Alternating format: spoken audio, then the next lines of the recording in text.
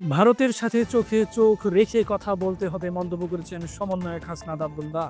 স্বাগত প্রিয় দর্শক, বিবিসি টাইমস বাংলার এখনকার সংবাদের সাথে আছি আমি তারেক রহমান। পুরো সংবাদ জুড়ে থাকবে বিস্তারিত সকল তথ্য, আশা করি শেষ পর্যন্ত আমাদের সঙ্গেই থাকবেন।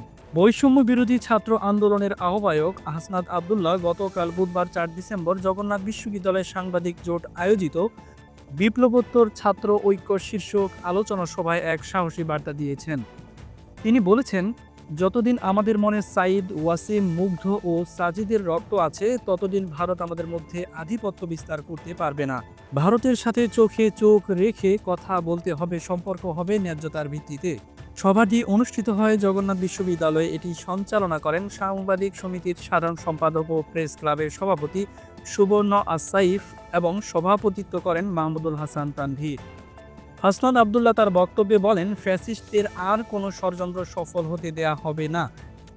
যদি এবার আমরা ব্যর্থ হই তবে বাংলাদেশ আর কোনদিন ঘুরে দাঁড়াতে পারবে না। তিনি আরও বলেন, বিভিন্ন ছাত্র সংগঠনের মধ্যে মত পার্থক্য গণতন্ত্রের সৌন্দর্য, তবে দেশের সার্বভৌমত্ব এবং বিদেশি আগ্রাসনের প্রশ্নে কোনো আপোষ করা যাবে না।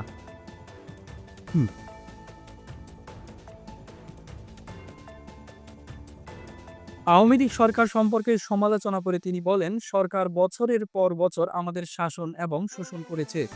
তারা দিল্লিকে ক্যাবলা বানিয়ে ঢাকাকে শাসন করেছে। ভারত সম্পর্কে মন্তব্য করতে গিয়ে তিনি বলেন, ভারত মালদ্বীপকে বশ্যতা স্বীকার করাতে পারেনি, শ্রীলঙ্কাকে নিয়ন্ত্রণ করতে পারেনি এবং নেপালের কাছেও মাথা নত করতে বাধ্য হয়েছে। পার্শ্ববর্তী দেশগুলোর সাথে তাদের সম্পর্ক কখনোই সৌহার্দ্যপূর্ণ হয়নি। সভায় উদ্বোধকের বক্তব্যে জগন্নাথ বিশ্ববিদ্যালয়ের উপাচার্য অধ্যাপক ডক্টর মোহাম্মদ রেজাউল করিম বলেন, আমি মনে করেছিলাম মারা যাওয়ার আগে ফ্যাসিবাদ থেকে মুক্তি পাবো না, কিন্তু আজ আমি জীবিত থেকে ফ্যাসিস্ট মুক্ত বাংলাদেশ দেখতে পাচ্ছি। এই বিজয় যেন চিরস্থায়ী হয়, সেটাই আল্লাহ তাআলার কাছে প্রার্থনা। জগন্নাথ বিশ্ববিদ্যালয়ের ইতিহাস বিভাগের সহযোগী অধ্যাপক ডক্টর বিলাল হুসাইন বলেন, আমাদের ঐক্য ফ্যাসিবাদের বিরুদ্ধে, আমাদের ঐক্য ভারতীয় আধিপত্যবাদের বিরুদ্ধে। ভারত বিগত ২০০০ বছরের ইতিহাসে কখনোই আমাদের বন্ধু ছিল না। অনুষ্ঠানে বিভিন্ন ছাত্র সংগঠনের নেতৃবৃন্দ উপস্থিত ছিলেন। এর মধ্যে ছিলেন বাংলাদেশ জাতীয়তাবাদী ছাত্রদলের সভাপতি রাকিবুল ইসলাম রাকিব, সাধারণ সম্পাদক নাসির উদ্দিন নাসির, বাংলাদেশ ইসলামী ছাত্র শিবিরের সভাপতি মনজুরুল ইসলাম, ছাত্র অধিকার পরিষদের বিন ইয়ামিন মোল্লা এবং সমাজতান্ত্রিক ছাত্র ফ্রন্টের সাধারণ সম্পাদক রফিকুজ্জামান ফরিদ।